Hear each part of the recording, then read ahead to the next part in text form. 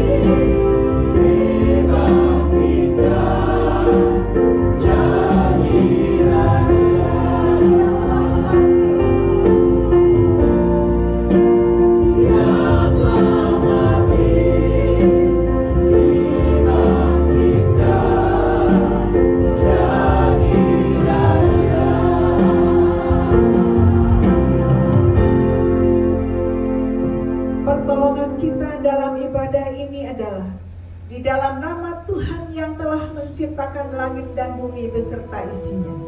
Kasih karunia rahmat dan damai sejahtera Allah Bapa dan Kristus Yesus Tuhan kita menyertai saudara sekalian. Amin. Nats pembimbing Yohanes 13 ayat 34 berkata demikian. Aku memberikan perintah baru kepada kamu, yaitu supaya kamu saling mengasihi, sama seperti aku telah mengasihi kamu.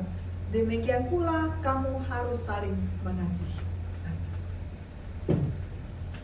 Amin. Puji Tuhan, jemaat Tuhan, silakan duduk kembali di dalam hadirat Tuhan.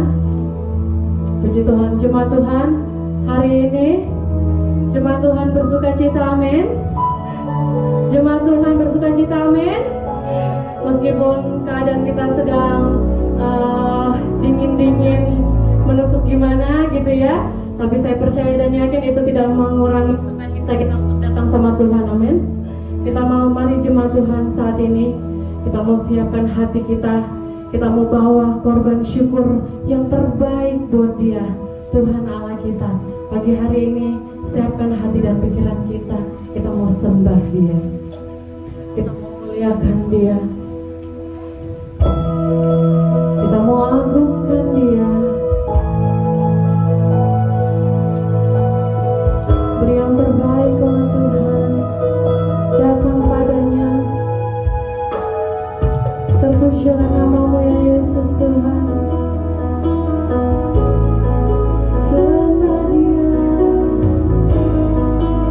Sebagai yang layak diagungkan,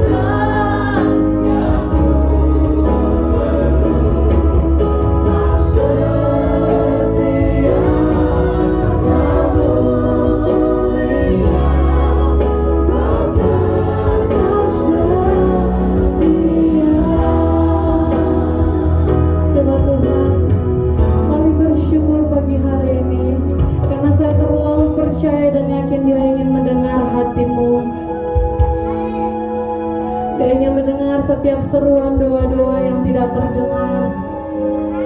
Dia ingin mendengar apa yang menjadi kerinduanmu. Tunjukkan kepadanya bahwa kita butuh Tuhan saat ini. Yes Lord.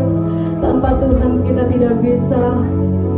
Tanpa Tuhan kita tidak mampu. Mari katakan sama Tuhan, Kau tunjukkan kasih setiamu. Kau menyediakan yang paling penuh. Kau setia, Kau mulia. Dulu sekarang, lama-lamanya Dia tidak pernah tinggalkan engkau. Kau tunjukkan kasih setiamu. Kau muliakan hanya Kau Tuhan. Kau setia, Kau mulia. Bapa, Kau setia. Tunjukkan kasih setiamu. Menyediakan yang ku perlu. Kau setia, Kau mulia. Dulu, sekarang, dan selamanya. Katakan Tuhan, hanya Kau saja. Mari naikkan. Katakan sama Tuhan, Engkau yang tahu Tuhan. Yes. Kau setia,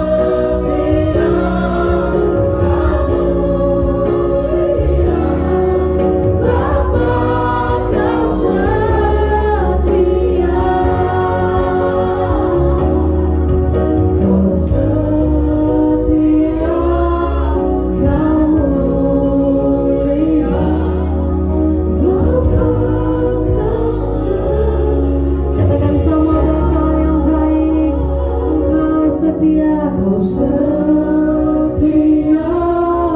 Kau mulia. Katakan sama Bapa yang setia.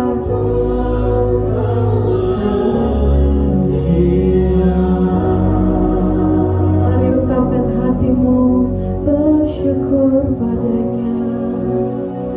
Terima kasih Bapa, sebab Engkau Bapa yang setia Tuhan. Tak pernah habis-habisnya, tidak pernah berkesudahan, selalu baru Tuhan. Engkau menyediakan Tuhan, karena Engkau Bapa yang baik, karena Engkau Bapa yang mampu. Mari nikmati kebaikannya Tuhan pagi hari ini saudara. Mari nikmati mujizatnya pagi hari ini saudara. Apa yang engkau lihat, mari rasakan mujizatnya mulai terjadi atas hidupmu. Saya terlalu percaya dan yakin Dia ingin mendengarkan engkau. Terima kasih ya Tuhan. I sing praises to your name, oh Lord. Praises to your name. Katakan sama Tuhan, oh Lord. For your name is great and worthy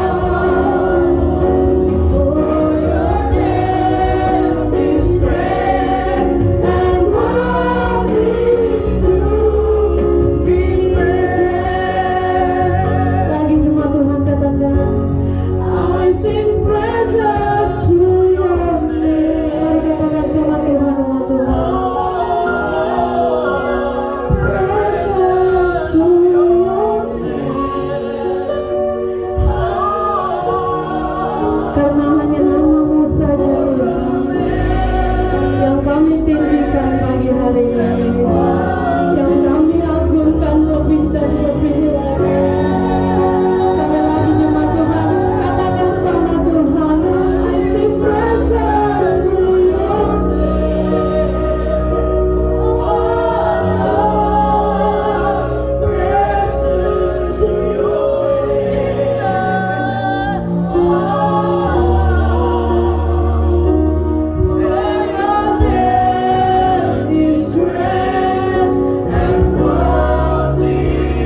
Mari jemaat Tuhan perlahan katakan, I sing praises, jemaat Tuhan saja, I sing praises to your name.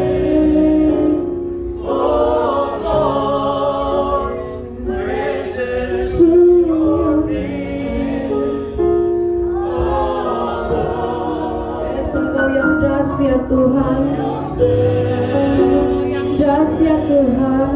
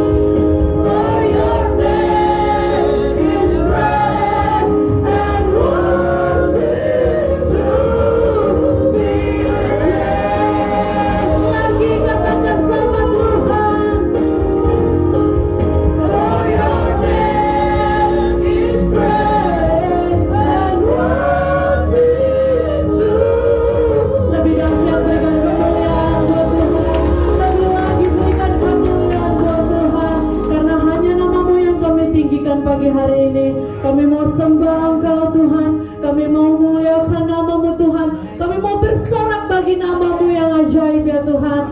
Satu hati kami mau sepakat dan bersama kami katakan amin. Yes, berikan kemuliaan buat Raja di atas segala raja. Jemaat Tuhan, saya terlalu percaya dan yakin apapun yang terjadi di dalam hidup kita, kita mau katakan Tuhan Yesus baik, amin. Jemaat Tuhan boleh tengok kanan kirinya, berikan senyuman yang terbaik, berikan salam yang terbaik, katakan Tuhan Yesus baik, haleluya. Tuhan Yesus sungguh baik, dahsyat dan luar biasa karena Dia sumber kekuatan kita.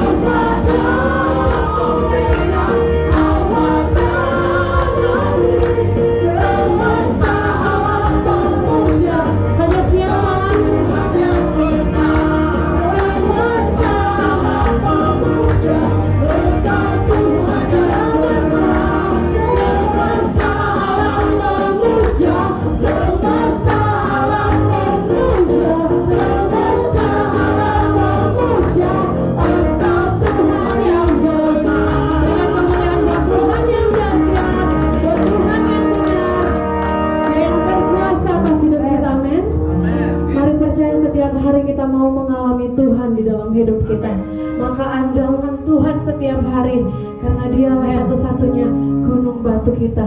Terpujilah namanya. Haleluya. Jemaat Tuhan, kita tetap bersorak. Haleluya.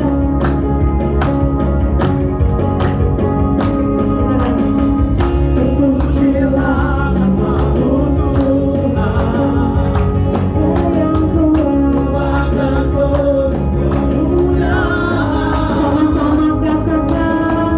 Satu suara kami nyatakan.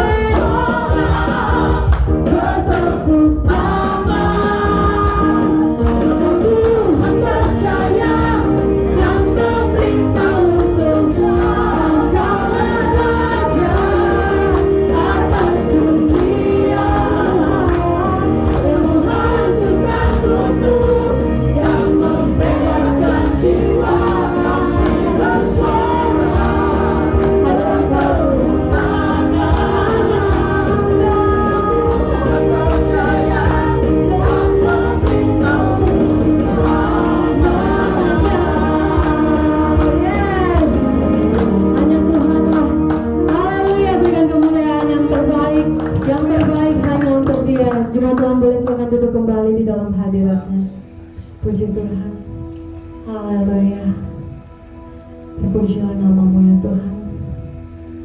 Mari saat pagi hari ini, sebelum kita diisi atau ditabur oleh kebenaran firman Tuhan, kita mau datang kembali sujud dan menyembah.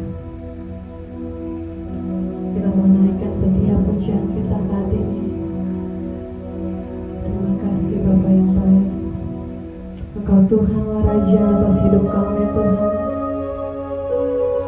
Tidak pernah berkesudahan Engkau Tuhan. Tak habis-habisnya rahmat-Mu, kasih setia-Mu, pemeliharaanmu begitu nyata di dalam hidup kami ya Tuhan. Biarlah setiap mulut, hati, pikiran ini Tuhan dapat berkenan Tuhan, yang terbaik kami mau bawa hanya untuk Engkau Bapa. Kasih Yesus. Yesus Kau benar yang menyelamatkanku. Kau memberikanku hidup dan pengharapan.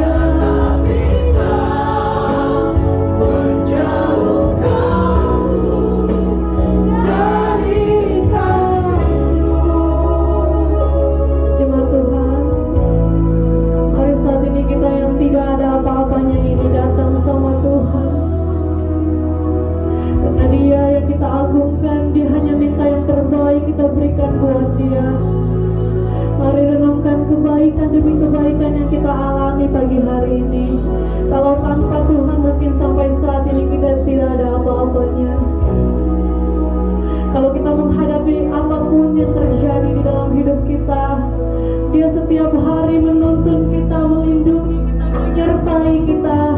Itu tanda tidak pernah habisnya kasih setia Tuhan di dalam hidup kita. Kalau sampai hari ini kita ada, itu karena Juru Selamat yang sudah menebus hidup kita. Dengan apa kita membalas kasih setia Tuhan? Selain kita puji Dia, selain kita sembah Dia, selain kita beri yang terbaik buat Dia, selain kita agungkan Dia. Itulah ibadahmu yang sejati pagi hari ini. Terima kasih Tuhan. Jemaat katakan, Yesus Kau. Katakan sama Yesus. Katakan, nyatakan, ya Tuhan.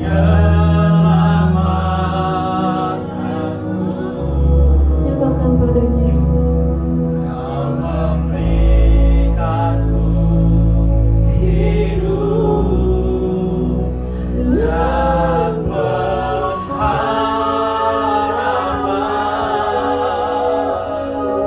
Dia siap kau Tuhan. Kau ikut Engkau. Tetapi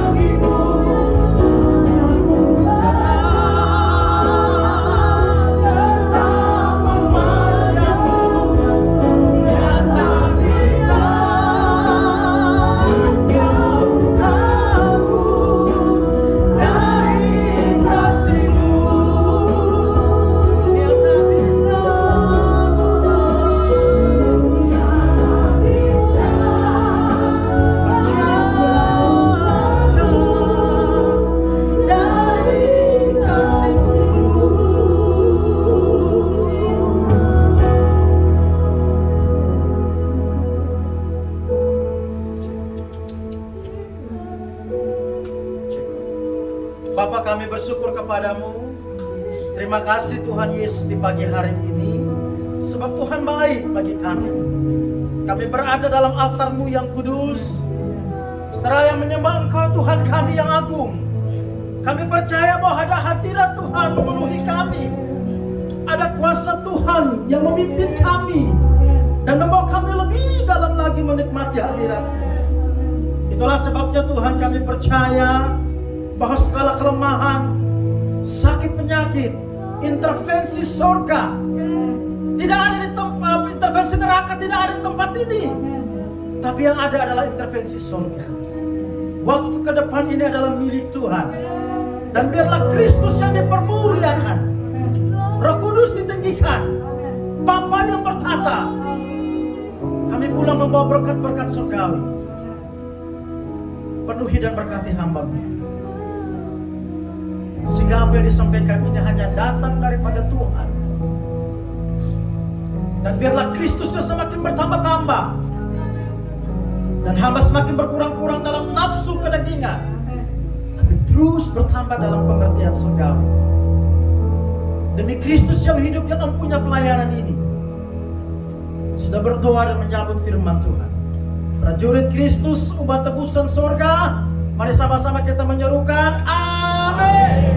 Haleluya. Silakan duduk, puji Tuhan. Selamat pagi. Shalom. Shalom. Shalom. Nah, saudara harus semangat. Nanti kalau saya tidak semangat repot lagi. Gak dipanggil Bu Indri. Ya, puji Tuhan, selamat pagi. Sekali lagi shalom buat kita semua. Bersyukur pagi hari ini boleh berjumpa Bapak Ibu saudara-saudara. Saya percaya bahwa kita ada semua ini bukan karena kuat dan gagah kita, tetapi karena kasih karunia Tuhan. Yang setuju katakan amin. Puji Tuhan. Ya, pertama terima kasih kepada Tuhan Yesus melalui Gembala Sidang dan seluruh pengurus gereja yang telah memberikan kepercayaan kepada saya untuk menyampaikan firman Tuhan. Mohon maaf, mestinya 8.35 ya sudah harus ada di sini. Tetapi saya memang semalam kecapean karena dari Cilegon hujannya gede menghadiri PMTI, Perhimpunan Persekutuan Masyarakat Toraja Indonesia, dan yang mengundang itu Pak Jenderal Julianus Stefanus. Jadi sampai rumah tuh jam 2, terus ngurus anak yang sakit sampai pagi, jadi agak sedikit kebablasan tidurnya Bu Indri. Ya, Bu Indri ini adalah senior saya. Kami rekan sepelayanan dan sering bertemu dan berjumpa. Namun kali ini baru bertatap muka dengan Bapak Ibu jemaat. Puji Tuhan.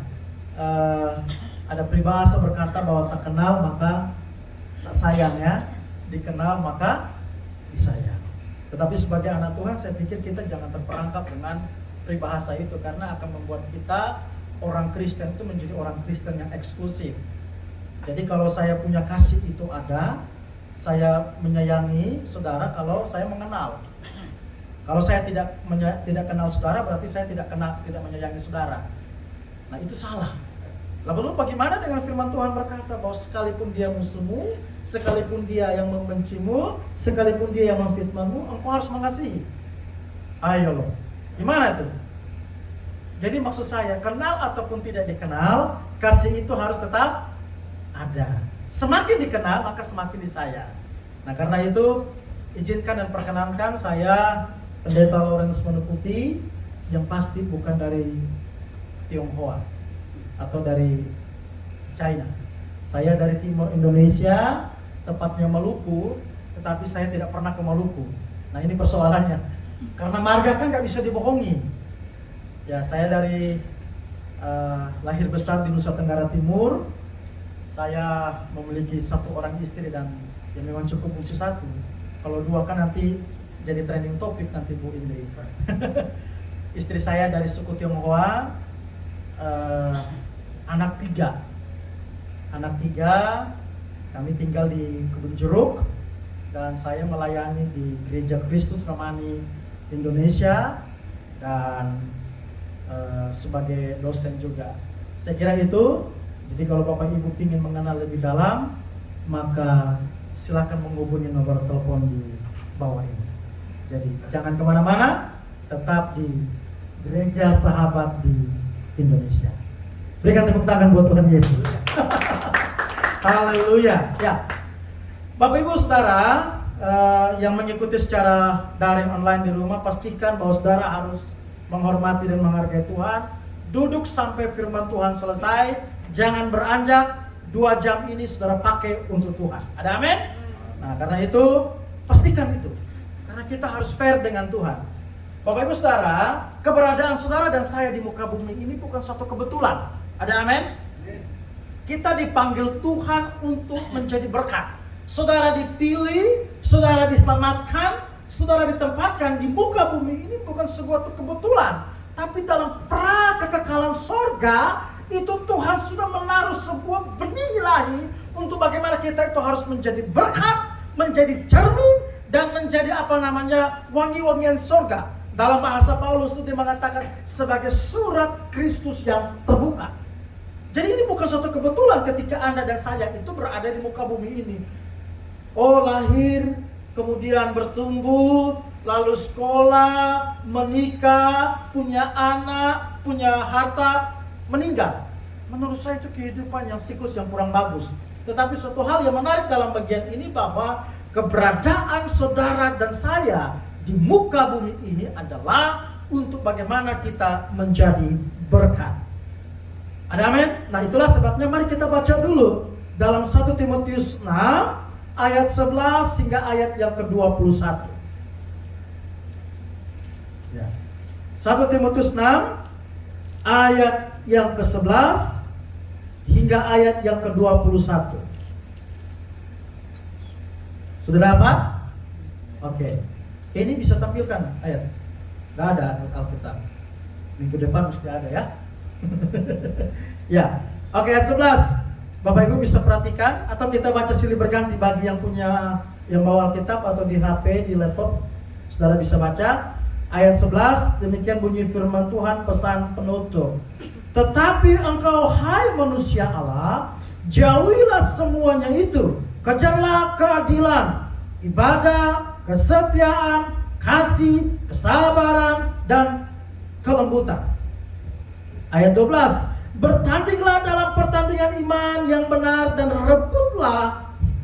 rebutlah hidup yang kekal. Untuk itulah engkau telah dipanggil dan telah engkau ikrarkan yang benar di depan banyak saksi, di hadapan Allah yang memberikan hidup kepada segala sesuatu, dan di hadapan Kristus Yesus yang telah mengikrarkan ikrar yang benar itu juga di muka Pontius Pilatus. Kuserukan kepadamu, turutilah perintah ini dengan tidak bercacat dan tidak bercela, hingga pada saat Tuhan kita Yesus Kristus menyatakan dirinya, yaitu saat yang akan ditentukan oleh penguasa yang satu-satunya dan yang penuh bahagia, Raja di atas segala raja dan Tuhan di atas segala Tuhan. Dialah satu-satunya yang tidak takluk kepada maut, bersemayam dalam terang yang tak terhampiri. Seorang pun tak pernah melihat dia, dan memang manusia tidak dapat melihat dia. Baginya lah hormat dan kuasa yang kekal. Amin. Peringatkanlah kepada orang-orang kaya di dunia ini agar mereka jangan tinggi hati dan jangan berharap pada sesuatu yang tak tentu seperti kekayaan, melainkan pada Allah dalam kekayaannya yang memberikan kepada kita segala sesuatu untuk dinikmati. Peringatkanlah agar mereka itu berbuat baik, menjadi kaya dalam kebajikan, suka memberi dan membagi.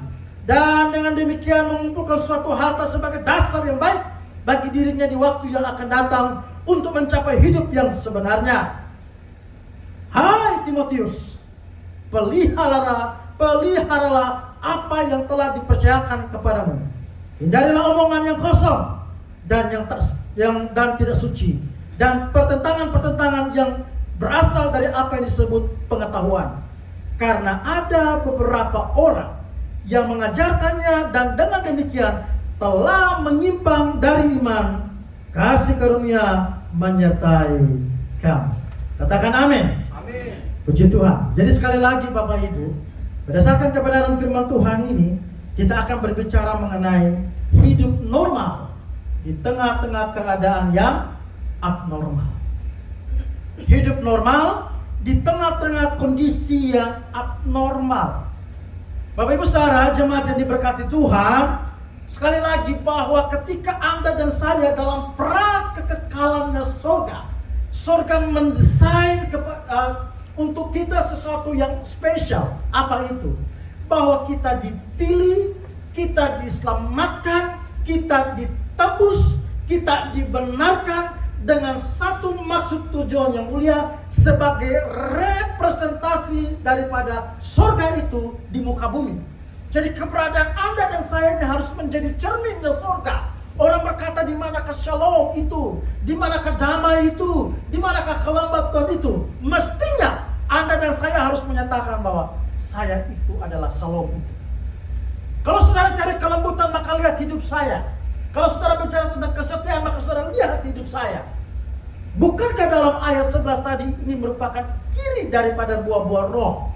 Kesetiaan, kelemah lembutan, dan lain sebagainya. Apa yang dimaksud dengan hidup normal?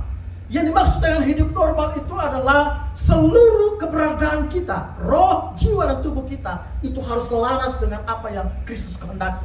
Jadi barometernya itu adalah Kristosentris, bukan egosentris kita. Itu hidup yang normal. Tetapi persoalannya sekarang bagaimana kehidupan gereja Tuhan, umat Tuhan, orang percaya sudah tidak bisa menjadi cerminnya surga. Berada di tengah-tengah keadaan yang abnormal. Nikah sejenis lah, ya toh? Melakukan dosa lah. Itu hal yang lumrah, hal yang biasa. Dari Senin sampai Jumat itu dia melakukan dosa. Nanti hari Minggu baru dia minta ampun. Saya berdosa. Tapi nanti kembali Senin sampai Jumat dia melakukan lagi. Nah saudara-saudara, ini sesuatu yang menurut saya ironis, tragis sekali. Keberadaan saudara dan saya itu harus menjadi berkat bagi dunia ini. Bagaimana dunia ini bisa menjadi berkat kalau saudara tidak menandai diri saudara sebagai manusia yang normal, yaitu manusia surgawi. Ada amin? Amin. Jangan menjadi manusia yang abnormal. Tapi Pak Pendeta, bagaimana saya bisa menjadi manusia yang normal kalau keadaan ini saat ini tidak abnormal? Cari uang sekarang tuh susahnya minta ampun, Pak Pendeta.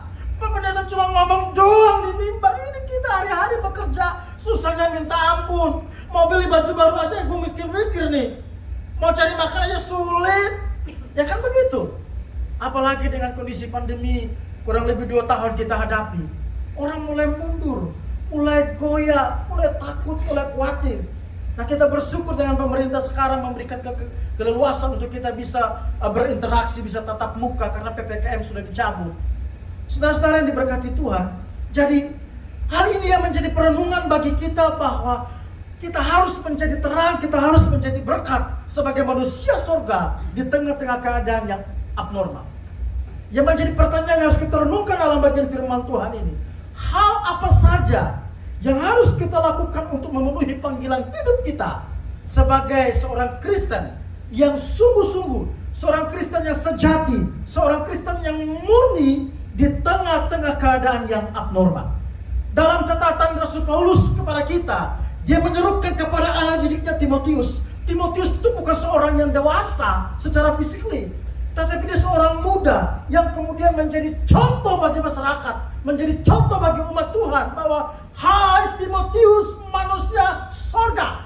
Ini sebuah statement pernyataan dari surga yang kemudian mencirikan bahwa manusia Timotius itu berbeda dengan manusia dunia pada umumnya.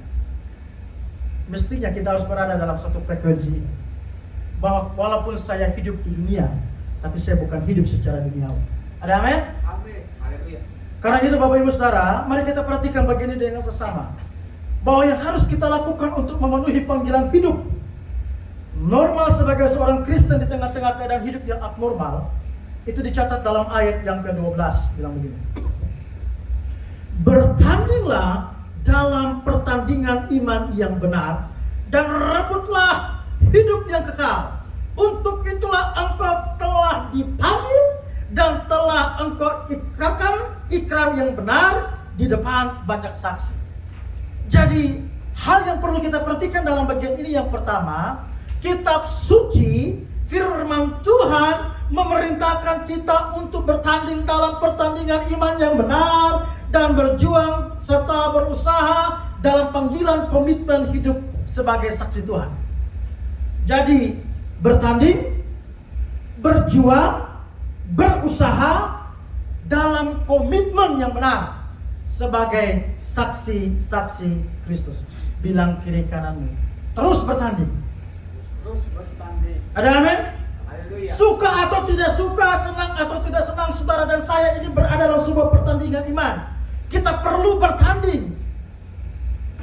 Mungkin saudara berpikir, bertanding itu dalam dunia atletik, dalam ring tinju mungkin barangkali, atau di lapangan sepak bola pertandingan, atau dunia atlet. Tetapi saudara, saya mau beritahu, suka atau tidak suka, sadar atau tidak sadar, kehidupan saudara dan saya ini berada dalam sebuah pertandingan. Paling tidak saudara bertanding melawan kemalasan. Saudara bertanding untuk mengasihi dan mengampuni orang yang menyakiti saudara. Saudara bertanding melawan keegoisannya saudara. Saudara bertanding menghadapi tekanan dan pergumulan. Saudara bertanding sebagai seorang suami, mungkin bertanding dengan ocehan istri yang luar biasa itu nyanyiannya tiap hari. Mestinya kan istri bangun pagi bilang, I love you dad, ya kan? Kau bukan cantik, kau keren sekali papi, walaupun masih ilar-ilar dikit kan? Bukan bangun pagi langsung, suami macam apa ini ya? Waduh, itu repot itu. Nah itu saudara sedang bertanding dengan itu.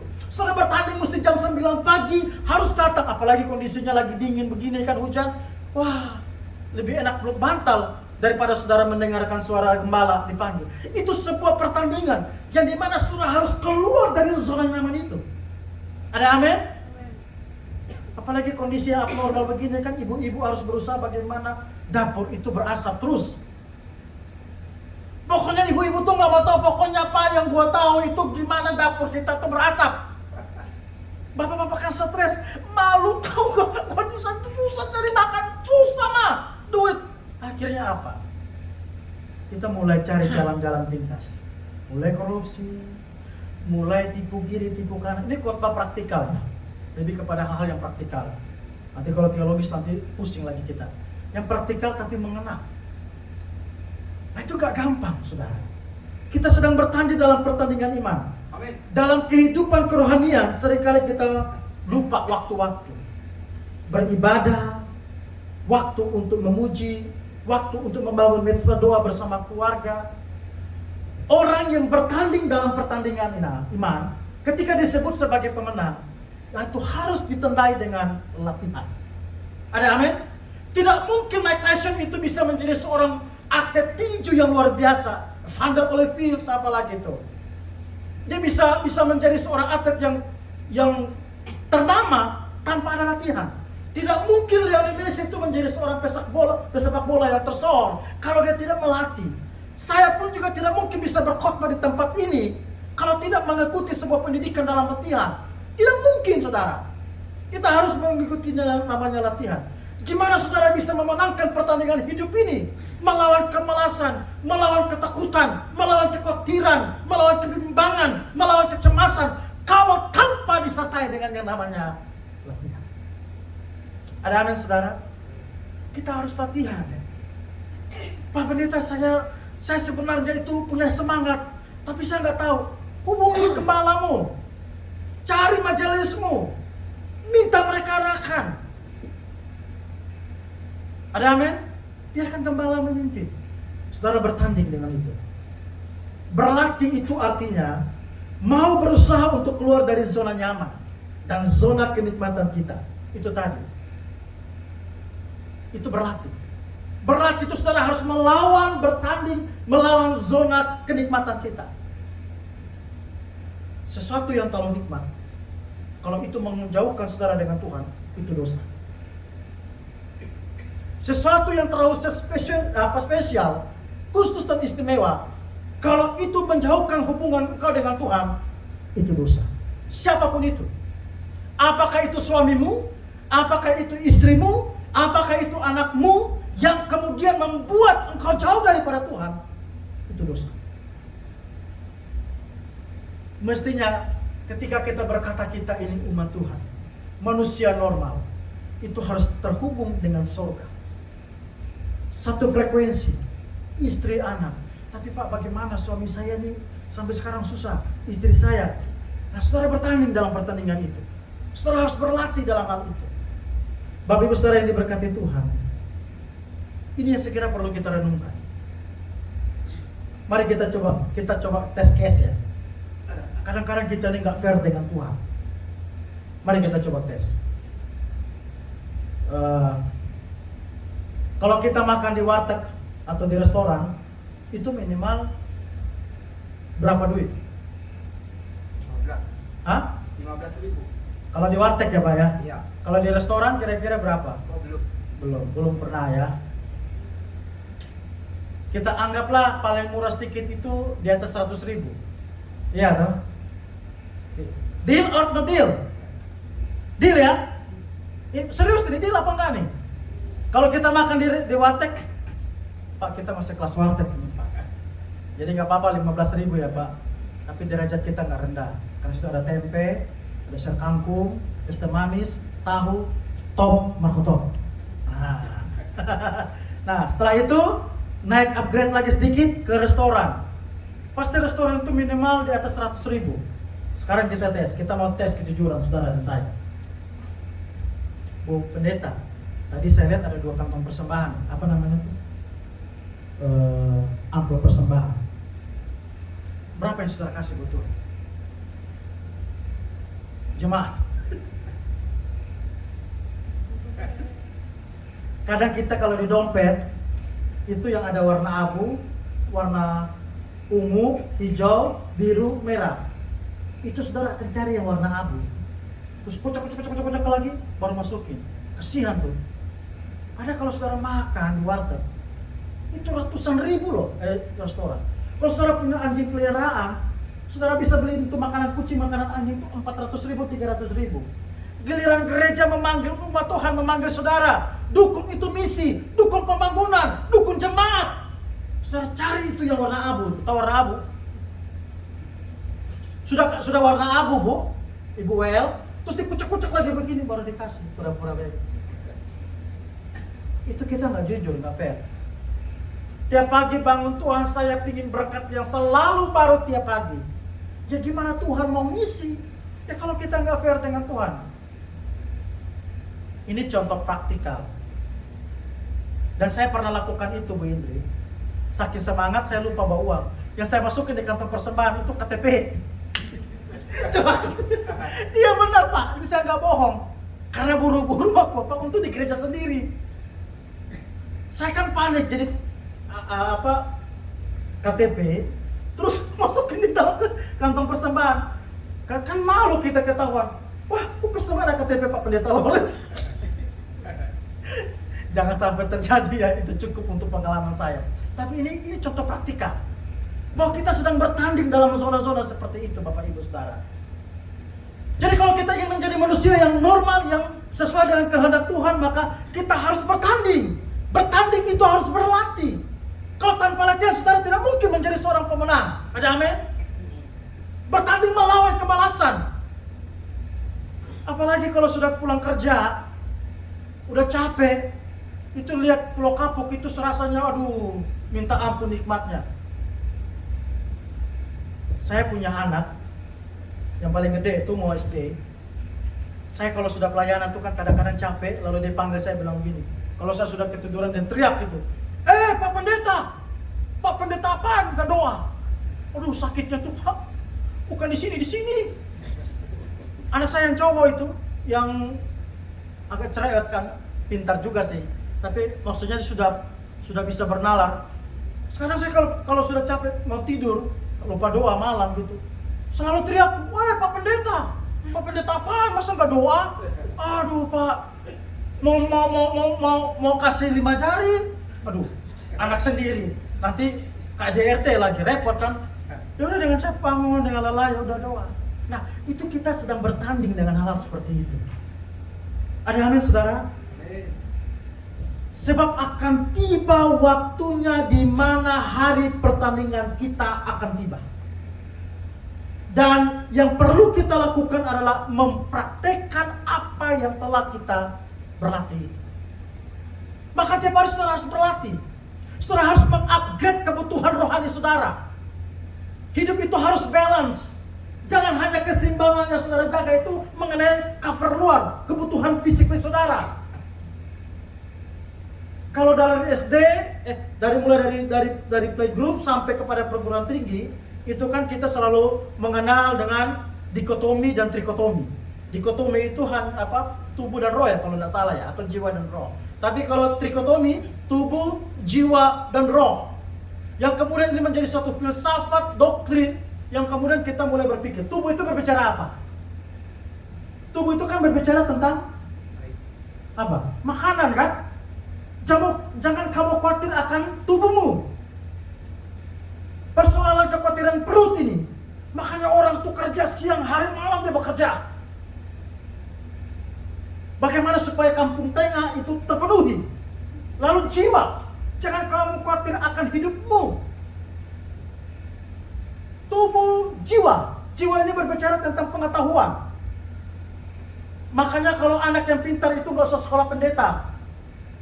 Pokoknya papa akan berusaha supaya masuk dokter, masuk sekolah-sekolah yang mewah, yang bagus. Nanti kalau yang bandel-bandel, lu masuk sekolah pendeta. Kita nggak fair dengan Tuhan. Tuhan bilang kasih aku yang terbaik. Saudara mau berkat yang terbaik, saudara mau upah yang terbaik, tapi saudara kasih Tuhan itu yang second. Saudara nggak fair. Mesti yang pintar saudara kasih buat Tuhan. Baru kemudian berbicara tentang roh, tubuh, jiwa, dan roh. Tubuh itu setiap hari dia hanya cari itu makan minum, nafkahi. Baru kemudian knowledge itu, pengetahuannya itu, logikanya dikasih demikian. Baru roh itu berbicara kebutuhan rohani. Baru seminggu datang ke gereja, baru buka Alkitab, itu pun kalau dimarahin ibu gembala. Tapi saudara baca dari Paulus dalam 1 Tesalonika, itu dibalik. Kiranya Bapa sumber damai sejahtera memberkati roh, jiwa, tubuh. Roh ini harus diisi dulu. Ada amin? Jadi Bapak Ibu Saudara, hidup kita itu harus seimbang. Harus seimbang. Seimbang dalam arti jangan kita menampilkan tampilan fisik kita, cover kita. Tapi kita harus perhatikan kebutuhan roh. Lalu hal yang kedua yang harus kita lakukan untuk memenuhi panggilan hidup kita sebagai manusia normal di tengah-tengah keadaan yang abnormal, dijelaskan dalam ayat yang ke-14 sampai ayat yang ke-16 bahwa kita diperintahkan untuk menuruti atau mentaati perintah Tuhan dengan penuh tanggung jawab. Ayat 14 bilang begini, turutilah perintah ini dengan tidak bercacat dan tidak bercela hingga pada saat Tuhan kita Yesus Kristus menyatakan dirinya, yaitu saat yang akan ditentukan oleh penguasa yang satu-satunya dan yang penuh bahagia, Raja di atas segala raja dan Tuhan di atas segala Tuhan. Dialah satu-satunya yang tidak takluk kepada maut, bersemayam dalam terang yang tak terhampiri. Seorang pun tidak pernah melihat dia, dan memang manusia tidak dapat melihat dia. Baginya lah hormat dan kuasa yang kekal. Amin. Jadi ini ayat 14 sampai ayat yang ke-16 memberikan indikasi petunjuk kepada kita yang mesti kita harus lakukan sebagai umat Tuhan yang normal, yaitu kita harus hidup dalam menuruti atau mentaati perintah Tuhan dengan penuh tanggung jawab. Dan ini berbicara tentang masalah ketaatan. Ada amin? Taat itu saudara mau baca dari kiri atau kiri dari kanan tetap sama. Taat. Amin? Taat. Taat ini mungkin sangat mudah untuk kita ucapkan, tetapi sangat sulit untuk kita jalankan. Dan kalaupun bisa kita jalankan, tak kala kita berada dalam zona nyaman yang baik.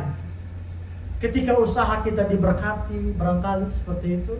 Ketika anak kita berhasil dalam pendidikan, barangkali seperti itu. Oh, ketika kita berada dalam sesuatu yang euforia yang luar biasa, mungkin berbicara ketaatan kita bisa. Tetapi bagaimana tak kala kita dituntut untuk ketaatan dalam kekurangan untuk mendukung pekerjaan Tuhan? Bagaimana ketaatan dituntut dari saudara mentaati firman Tuhan tak kala saudara dikhianati, saudara difitnah, saudara dituduh, kebahagiaan saudara lalu kemudian saudara dimintakan untuk taat. Itu menurut saya peperangan pertandingan saudara dan saya di situ. Nah, Bapak Ibu saudara jemaat yang diberkati Tuhan, mari kita lihat contoh berbicara ketaatan dari seorang rasul murid Kristus yang luar biasa, Petrus. Siapa itu Petrus? Alkitab memberitahukan kepada kita bahwa seorang pribadi yang ingin tampil, selalu ingin tampil di depan, ingin terbesar. Dia seorang ahli yang luar biasa, bahkan dia mendapatkan hak istimewa. Ketika Kristus bertanya kepada Petrus, "Hai Petrus, menurut engkau siapakah aku ini?" Dan Petrus menjawab, "Engkaulah Mesias, Juru Selamat, Anak Bapa yang kudus." Tetapi saudara perhatikan, saudara lihat, dia menyaksikan semua perbuatan-perbuatan Kristus yang ajaib. Ya, ini setelah dia mengenal Kristus, berbicara ketaatan dia. Tapi mari kita cek sebelum dia baru mengenal Kristus. Siapa dia? Dia seorang nelayan, betul? Seorang nelayan yang sangat ahli, sangat mahir, sangat paham berbicara dengan perlautan. Dia paham itu, berbicara menghitung tentang cuaca, kondisi cuaca, keberadaan gelombang, di mana ikan berada, kapan ikan itu muncul. Dia paham betul. Dan Alkitab memberitahukan kepada kita dalam kitab Injil, Petrus bersama dengan teman-teman sudah melakukan itu siang dan malam demi untuk memenuhi kebutuhan rumah tangganya, keluarganya. Dan saudara tahu, tiba-tiba muncul ini Papa J. Muncul. Terus dia bilang begini, Sus, terus gua mau pakai perahu lu tuh, tebarkan jalanmu di sono. Kalau saya jadi Petrus, minta ampun dulu. Saya bisa maki-maki itu Tuhan. Saya bisa marah-marah itu. Yang mana aja lah Tuhan. Lu gak tahu siapa gua nih. Gua nih nelayan hebat loh. Tersohor di kampung ini. Gua udah lakukan sehari malam semua ilmu, pengalaman. Gua udah pelajari. Tapi gak dapat. Lu siapa tiba-tiba ucuk-ucuk muncul terus minta gua nangkap ikan siang hari lagi? Apa gak gini? Ya kan? Tapi saudara lihat apa jawab Petrus? Karena engkau yang menyuruhnya, aku akan lakukan. Ketaatan terhadap perkataan Kristus. Lalu Petrus melakukan itu. Saudara lihat, Alkitab mencatat bilang apa? Mereka berhasil menangkap sejumlah besar ikan. Berikan tepuk tangan dulu buat Tuhan. Yang ini berbicara ketaatan. Kalau seandainya Petrus dia berdiri teguh dalam kesombongannya, memegang pengalamannya, keahliannya, pengalamannya, maka berita Alkitab itu berbeda. Tapi dengan segala kemewahannya, zona kenikmatannya, segala kepandaiannya, dia tundukkan dan dia taat, maka di situ mujizat Tuhan terjadi. Jadi kalau kita mau menjadi manusia normal di tengah-tengah keadaan yang abnormal, saudara taat deh. Jangan memberontak. Orang mau bilang apa dengan di luar sana dengan pola-pola cara dunia. Mungkin mereka berhasil usaha mereka karena mereka ada deal-deal yang lain. Saudara tegak lurus jalan ke depan. Mungkin di luar sana orang bergaul, berkarib dengan harus memakai narkoba, kekelapan. Saudara tegak lurus, taat terus. Jangan terpengaruh, jangan terkontaminasi. Saudara harus fokus kepada Tuhan. Maka mujizat Tuhan akan terjadi. Sorga itu tahu diri. 1 Korintus 15 ayat 58 Alkitab berkata bilang, segala jerih lelamu bagi Tuhan itu tidak ada yang sia-sia. Apakah itu waktumu yang saudara berikan buat Tuhan? Apakah tenaga itu yang saudara berikan buat Tuhan? Apakah pikiran yang saudara berikan buat Tuhan? Termasuk materi yang saudara berikan buat Tuhan? Atau harga diri sekalipun? Kata Alkitab, jerih lelamu tidak ada yang sia-sia. Sorga memperhitungkan. Nah, ini membutuhkan tanggung jawab, komitmen. Pandemi mungkin orang berkata di sisi lain ada banyak waktu ruang bersama dengan keluarga, betul. Karena kita dibatasi. Tetapi di satu sisi juga terjadi perceraian di mana-mana. Perselingkuhan di mana-mana. Kenapa? Karena itu tidak taat. Orang mulai bosan dengan kondisi seperti ini. Yang kemudian mereka keluar dari ketaatan itu, tidak tegak lurus. Karena itu tadi istri berteriak, bagaimana kampung tengah, bagaimana kebutuhan hari-hari terpenuhi. Suami berada dalam tekanan itu yang kemudian dia harus mencari dan mencari untuk memenuhi tanggung jawab itu dengan cara yang salah. Nah, kemudian juga ada yang ibu-ibu yang kemudian bagaimana bisa memenuhi itu karena dia tahu penghasilan suaminya kurang, mulai menyeleweng. Dan seterusnya. Itu kehidupan yang abnormal. Saudara dan saya dipanggil, dibilang sama Kristus dalam bagian firman Tuhan ini, hai manusia surgawi, engkau harus menjadi manusia normal. Ada amin? Walaupun mungkin barangkali kita sedikit, tapi kalau ada roh di tempat ini, saudara bisa menggerakkan banyak orang. Jangan menggadaikan identitas surgawimu karena persoalan-persoalan pragmatis. Ada amin? Amin. Karena itu lakukanlah dengan penuh tanggung jawab, penuh komitmen. Terus berlatih. Kalau susah, gandeng istri, gandeng anak, berteriak di kamar situ, panggil nama Yesus, tolong saya Tuhan, bukakan jalan bagi saya. Daripada saudara pergi ke Gunung Kawi, ke orang pintar. Kadang-kadang itu yang abnormal. Sekarang kita cek abnormal. Orang bilang orang pintar. Ketika kita datang ke orang pintar, udah dekil, bau, gondrong, ya toh, duduk jenggot panjang, nggak sekolah lagi. Yang datang itu berdasi loh, kurang lebih keren ya seperti saya ya, yang datang. S3, S bocor, karburator bocor, itu yang datang. Sekarang yang pintar siapa, yang bodoh siapa? Saudara bilang itu orang pintar, udah kurus, jenggotan, model rambut panjang, di bawah pohon, di gua. Ini kita bilang orang pintar. Lalu yang datang itu yang berijazah Pak, berdasi, punya mobil, yang sekolah 4 tahun, dapat S1, S2, S3. Lalu saya tanya, yang bodoh siapa, yang pintar siapa? Nah itu kehidupannya abnormal itu seperti itu.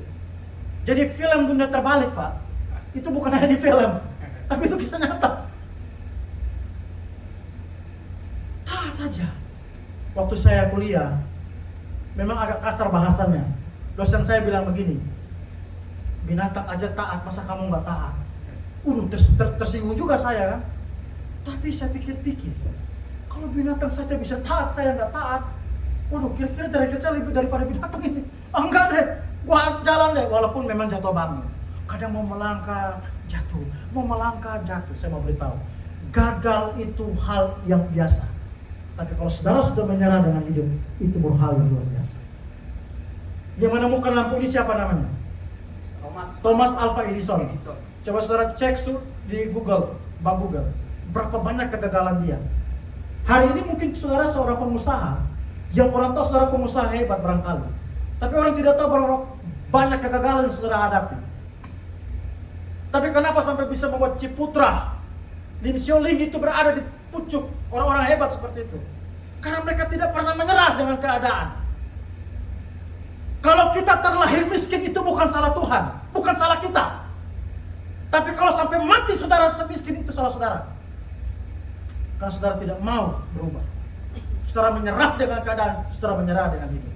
Dan itu disebut dengan benda mati. Anggaplah ini barang berharga ya, yang saya pegang. Ini mic, ini barang berharga. Terbuat dari semua kumpulan emas di muka bumi ini. Pokoknya tak ternilai nilainya. Berharga. Tapi saya tanya kepada saudara, dia bernilai nih, dia berharga. Dia punya masa depan nggak? Ini barang bernilai loh Pak, Bu. Ini emas tulen, intan berlian, pokoknya permata. Pokoknya luar biasa. Yang berharga di dunia ini. Sekarang saya tanya, ini bernilai. Tapi dia punya masa depan nggak? Nggak punya. Karena dia benda mati, dia bernilai ya. Tapi dia tidak bisa menatap ke depan, dia tidak punya masa depan. Nah kalau orang yang sudah menyerah dengan keadaan, itu seperti mumi. Dia tidak punya masa depan. Gagal itu biasa. Ayo bangkit. Jadi manusia normal. Kalau saudara gagal itu hal biasa. Pak Pendeta saya pernah melakukan dosa ini, dosa A, dosa B, dosa C. Betul. Sorga pun tahu. Tapi sekarang sorga minta itu adalah, ke depan kamu bikin apa? Jadi harus hidup dalam ketaatan dan penuh tanggung jawab. Yang ketiga, masih ada waktu saya? Tadi saya dikasih tahu 30 menit, kalau 40 menit kan? Ya. Yang ketiga, Bapak Ibu, mari kita baca yang ketiga dalam catatan saya, bahwa seorang yang hidup normal, yang sungguh-sungguh kepada Kristus, itu dijelaskan di dalam ayat yang selanjutnya, bahwa mari kita lihat di dalam ayat yang ke-17 sampai ayat yang ke-19. Ayat 17 dan ayat 19. Coba kita baca bersama-sama bagian firman Tuhan ini. Alkitab bilang demikian. Peringatkanlah kepada orang-orang kaya di dunia ini. Nah, kalau saudara baca peringatkanlah orang kaya ini, waduh, ini Pak Pendeta mau bicara apa nih? Enggak enak banget ini kayaknya. Tapi ini kata firman Tuhan, peringatkanlah. Lalu saudara lihat dalam ayat 18 lagi diulangi, peringatkanlah.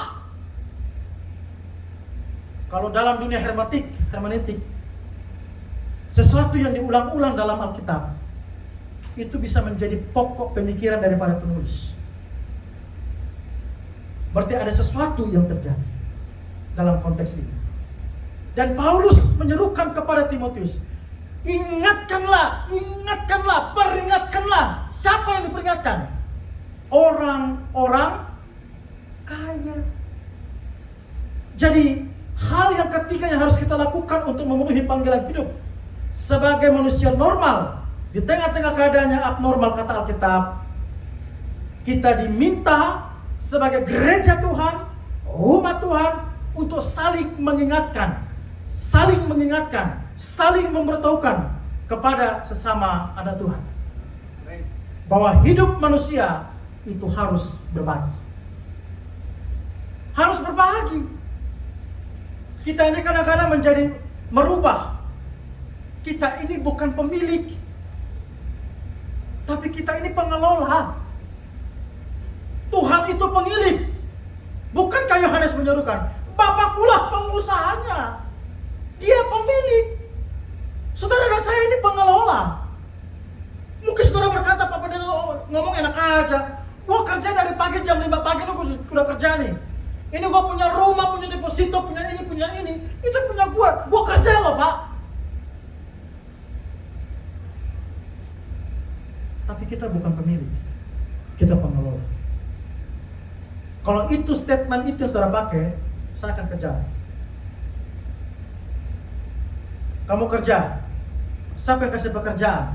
Perusahaan itu lakukan dari mana? Itu rentetannya itu akan kembali kepada Tuhan. Tuhan itu pemilik, kita itu pengelola. Maka hidup itu harus berbagi. Bapak Ibu yang dikasih Tuhan berkat lebih, kalau ada jemaat yang susah, saudara dukung, bantu. Gereja membutuhkan, saudara bantu. Pelayanan membutuhkan, saudara support, bantu itu. Ada orang-orang di luar sana yang mungkin dia cuma kacamata mata doang, kura-kura ninja begitu, janggut panjang, bantu. Kalau mungkin sesama Kristen kita bantu, itu hal yang biasa. Kata Tuhan bilang begini, apa faedahnya kalau kamu memberi dari kelebihan? Tapi Tuhan, kekristenan itu harus di atas rata-rata. Rata-ratanya itu tadi, dalam hal memberi. Kalau kita memberi dari kelebihan, orang saudara tidak perlu percaya Kristus. Karena orang yang tidak percaya Kristus itu bisa memberi jauh lebih besar dari saudara. Tapi Tuhan bilang apa? Di atas rata-rata kualitas kita, berilah dari apa yang ada padamu, kata firman Tuhan. Apa yang ada padamu. Waktu ketika Kristus semua orang banyak berbondong-bondong, lalu mereka sudah waktu maghrib, malam, mereka mau pulang, mereka lapar. Tuhan bilang, kasih makan mereka. Tapi para murid bertanya, Tuhan, bagaimana mau kasih makan mereka? Kita nggak punya persediaan. Jawab Tuhan bilang apa? Apa yang ada padamu? Tuhan tidak bilang kau pergi cari sana cari itu. Apa yang ada padamu? Dan yang ada di mereka itu apa? Roti kan? Lalu apa yang terjadi? Mujizat Tuhan. Itu berbicara kualitas di atas rata-rata.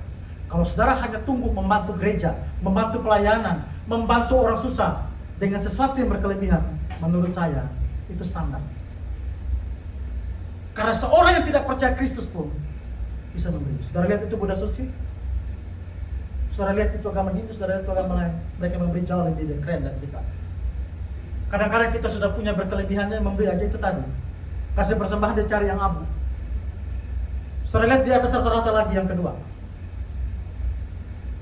Itu tadi yang saya sudah jelaskan di awal. Kalau baru bicara mengasihi, kalau saudara hanya mengasihi sesama kita begini mah itu, saudara nggak usah perlu jadi orang Kristen, nggak usah perlu percaya Kristus. Tapi Tuhan bilang apa di atas rata-rata? Kasihilah mereka yang membenci, kasihilah mereka yang memfitnah. Itu kualitas di atas rata-rata. Apalagi banyak hal kalau kita temukan dalam Alkitab kualitas di atas rata-rata. Maksud saya bahwa adalah kita ini pengelola. Tuhan itu pemilik.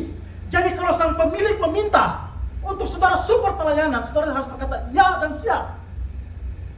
Bukan saudara tambah kali bagi kurang. Tuhan, saya kerja untuk saya yang punya ini loh. Ini ada sesuatu yang salah menurut saya. Kita hanya cari berkat, tapi lupa mencari sumber pemberi berkat. Ada amin nggak? Orang dunia itu kan cari berkat tuh. Nah kita jangan cari berkatnya, kita cari sumber berkatnya. Ada amin? Ini saya kira perlu kita pahami. Jadi harus saling berbagi. Jangan saudara bangun tidur, bangun pagi, gua mau makan siapa nih? Cuannya siapa nih? Siapa yang gua makan nih? Jangan. Kalau bisa saudara berlomba. Ketika gereja bilang ada sumbangan ini, usahakan saudara orang nomor pertama. Datang cari gembala dan dia, Bu, saya support ini. Dukung pelayanan Tuhan, pekerjaan Tuhan. Jangan lihat merek gereja, saya dukung. Itu baru top, baru keren. 2 kali kata peringatan di sini. Mungkin berbicara orang kaya di sini kan, kaya itu kan banyak tafsir. Bisa kaya secara materi. Kalau saudara kaya dalam hal materi, support, bagi. Kalau saudara kaya dalam pengetahuanmu, saudara bagi pengalamanmu, ilmumu. Kalau saudara kaya dalam kekuatanmu, fisikmu, saudara dukung. Pelayanan ini bisa terjadi. Indonesia ini bisa berubah. Saudara ini orang kaya loh, saya beritahu. Tergantung paradigma kita, cara pandang kita. Mungkin kita tidak punya uang, tapi saudara punya kekuatan. Bu pendeta, majelis, saya punya kekuatan, apa yang saya bisa bantu? Pagi-pagi saya harus susun kursi, karena saya punya kekuatan. Gitu. Tapi saya nggak punya kekuatan. Bu pendeta, saya punya hikmat, punya ide. Kita bikin strategi konsepnya begini. Itu baru top. Bu pendeta, saya nggak punya kekuatan, saya nggak punya pengetahuan, tapi saya punya uang. Ini saya dukung. Gitu dong. Bu pendeta, saya nggak punya konsep, saya nggak punya tenaga, saya nggak punya uang, tapi saya punya waktu untuk berdoa. Kan bisa. Ada amin?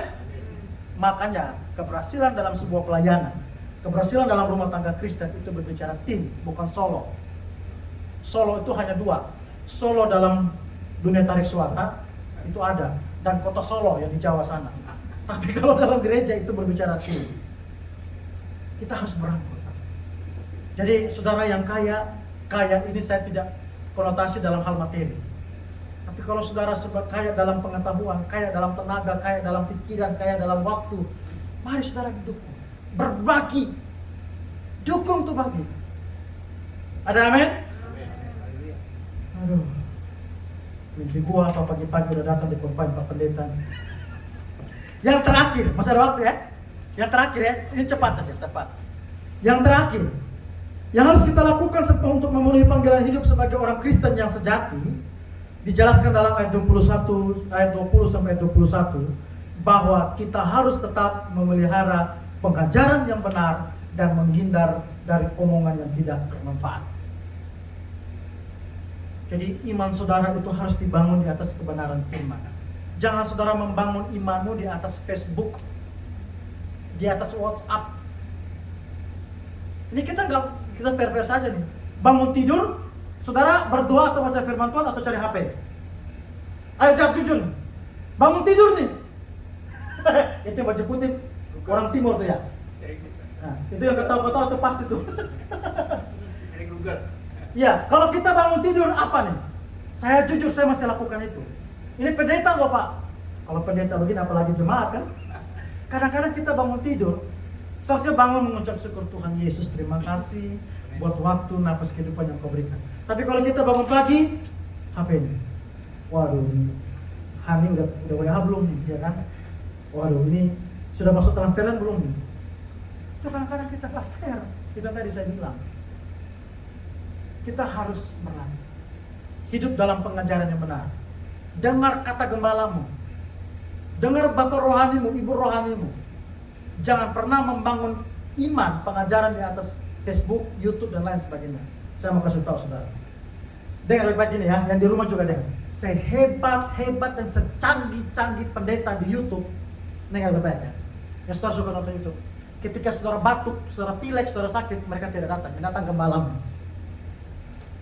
Sehebat-hebatnya pendeta di YouTube, yang saudara tahu, ketika saudara sakit, saudara batuk, saudara pilek, saudara demam, saudara susah, yang datang itu gembalamu.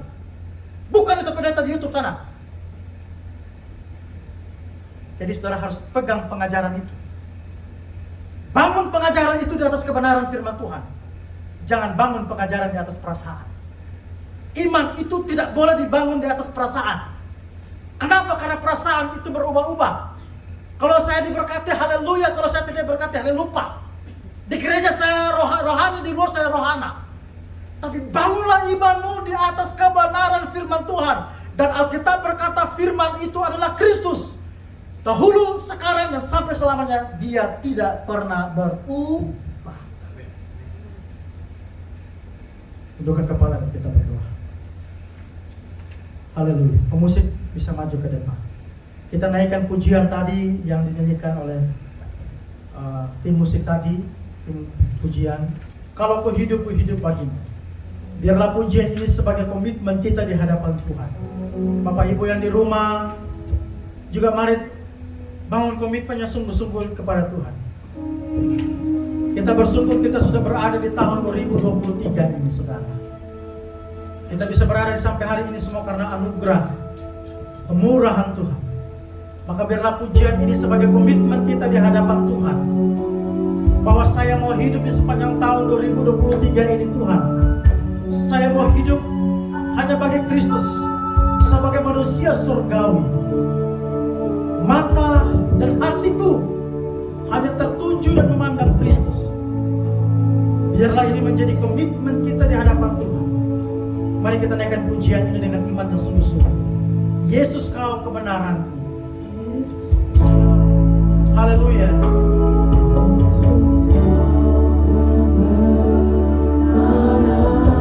Ya, amin Tuhan Yesus. Ya, pujian ini menjadi komitmen kita di hadapan Tuhan. Ya Yesus. Amin. Terima kasih.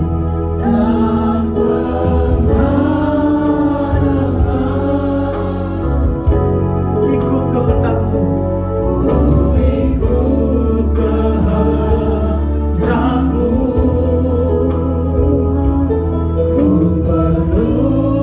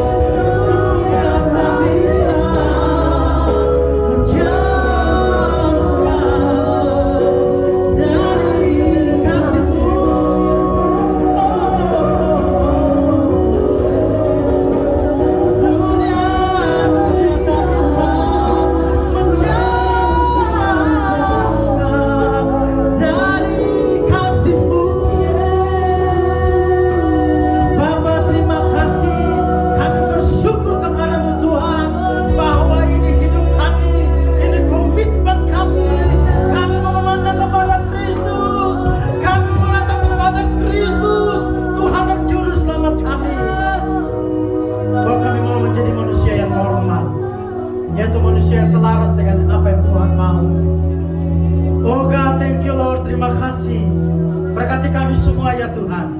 Baik hamba-Mu seluruh jemaat Tuhan. Untuk kami terus hidup dalam tanggung jawab, hidup dalam komitmen, bahwa sekalipun masalah persoalan yang kami hadapi datang terus bertubi-tubi, kami mau fokus kepada Tuhan. Dalam siklus gereja mungkin barangkali ada yang keluar masuk, mulai ada banyak yang sudah suam-suam kuku. Kami yang hadir pada pagi hari ini tetap mau fokus kepada Tuhan. Kami mau fokus untuk melayani Tuhan, melayani keluarga, melayani lingkungan, melayani pelayanan jemaat, bahkan bangsa ini. Terima kasih Tuhan, kami mau hidup dalam kebenaran. Terima kasih God, terima kasih Yesus buat kebenaran. Terpujilah Kristus. Segala hormat, pujian, pengagungan hanya bagi Engkau, Raja, Guru dan Tuhan kami. Haleluya. Mari prajurit Kristus sama-sama kita berkata amin. Saya akan Jemaat Tuhan yang sudah diberkati Tuhan, saya mau dengar sukacitanya pagi hari. Berikan kemuliaan buat Tuhan Yesus lebih lagi dan lebih lagi buat Tuhan. Amin. Haleluya. Pujilah nama Tuhan. Sebelum kita akan memberi, dimohon kepada petugasnya untuk bersiap dan kita akan berdoa untuk firman Tuhan. Dan terkhususnya saya mau mengucapkan terima kasih banyak kepada Bapak Pendeta yang sudah memberkati kita pagi hari ini. Terima kasih. Biasanya kita akan memberi. Mari kita berdoa bersama-sama. Terima kasih Tuhan Yesus. Bapa di dalam sorga, kami bersyukur Tuhan atas segala berkat-Mu hari ini. Kami boleh nikmati, kami boleh rasakan, dan kami terima, kami mulai menjanji firman-Mu Tuhan atas hidup kami. Terima kasih ya Tuhan. Sebentar Tuhan, teman-teman akan memberi Tuhan. Berkati Tuhan, bahkan berlimpah-limpah Tuhan. Engkau memberkati apapun Tuhan Yesus yang menjadi pergumulan umat-Mu Tuhan. Ketika tangan-tangan itu memberi Tuhan, Engkau ganti bahkan berlipat-lipat kali ganda. Terpujilah nama-Mu Tuhan. Kami akan beri yang terbaik pagi hari ini Tuhan. Hanya di dalam nama Tuhan Yesus kami sudah berdoa dan bersyukur. Haleluya, haleluya. Amin. Yes. Jemaat Tuhan diberkati Tuhan. Amin. Katakan aku diberkati, aku dilimpahi, sebab Tuhanlah yang sanggup mencukupkannya. Yes. Tepuk tangan saudara. Sukacita buat Tuhan. Amin. Aku diberkati, aku dilimpahi, karena Allah sanggup untuk menyediakan. Aku diberkati, aku dilimpahi atas sempurna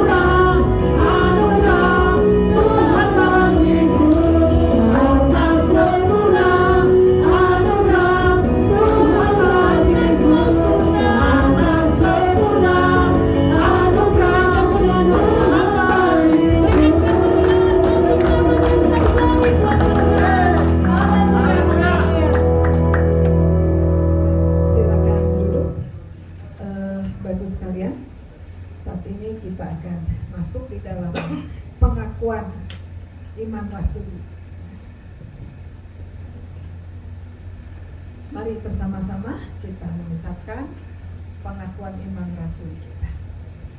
Aku percaya kepada Allah, Bapa yang Maha Kuasa, Khalik langit dan bumi, dan kepada Yesus Kristus, anaknya yang tunggal Tuhan kita, yang dikandung daripada Roh Kudus, lahir dari anak darah Maria, yang menderita di bawah pemerintahan Pontius Pilatus, disalibkan, mati dan dikuburkan, turun ke dalam kerajaan maut.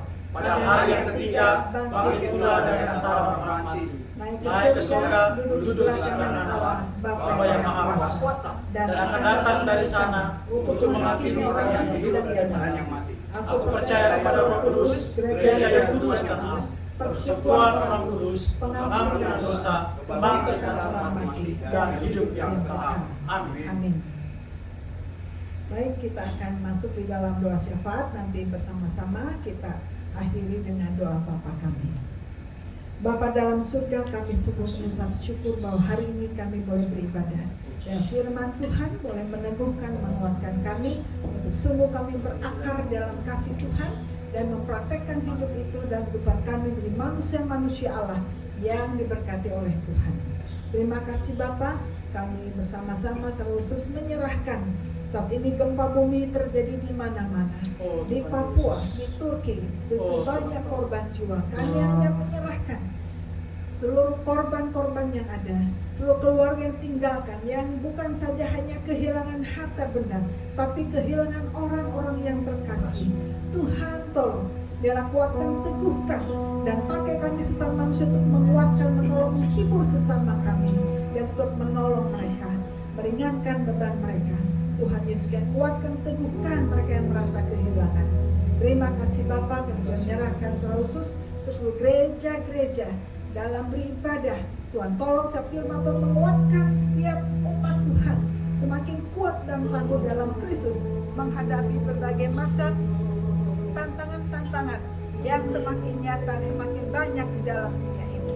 Tuhan tolong juga secara khusus kami juga menyerahkan pemerintah kami dalam tangan Tuhan. Tuhan tolong Bapak Presiden Jokowi dan seluruh jajarannya. Tuhan menolong, berikan kekuatan, kesehatan, perlindungan, jauhkan dari segala yang jahat. Bahkan dalam menangani berbagai macam masalah di dalam negara kami, Tuhan berikan hikmat bagi presiden kami dan seluruh jajarannya. Terima kasih Bapak. Menyerahkan seluruh umat Tuhan yang mengalami masalah, yang juga sedang mengalami berbagai macam tekanan hidup.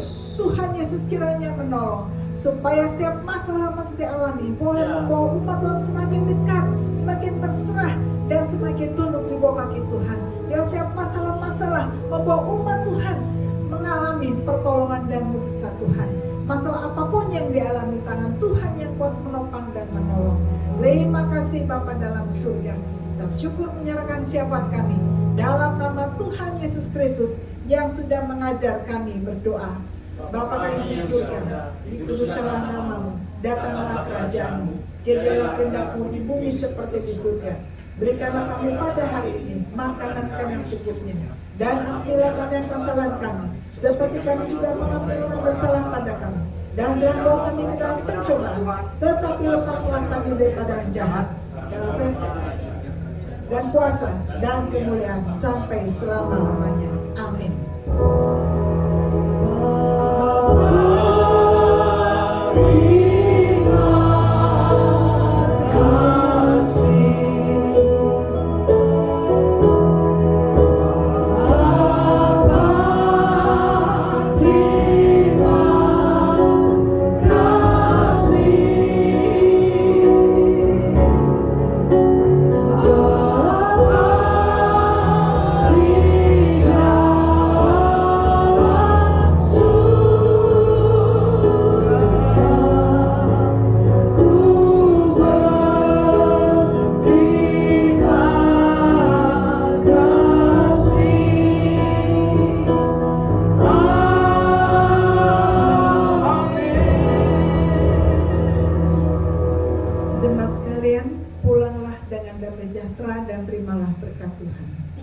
Kiranya kasih karunia Allah Bapa, kasih di dalam Tuhan Yesus Kristus, kekuatan penghiburan Roh Kudus senantiasa menyertai umat Tuhan sekalian hari ini sampai selama-lamanya dalam tiap tantangan hidup, sampai kau mengalami kemenangan di dalam Kristus, sampai Maranatha Tuhan Yesus datang kembali.